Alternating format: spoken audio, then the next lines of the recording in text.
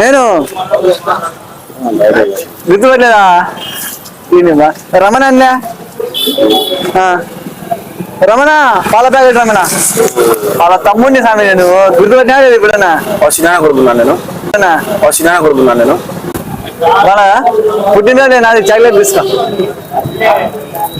Daddy పోతానే కాదు, ఒక నిమిషం ఉండి చెప్తా.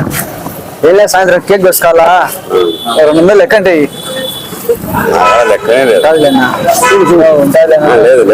ప్లీజ్ నాన్న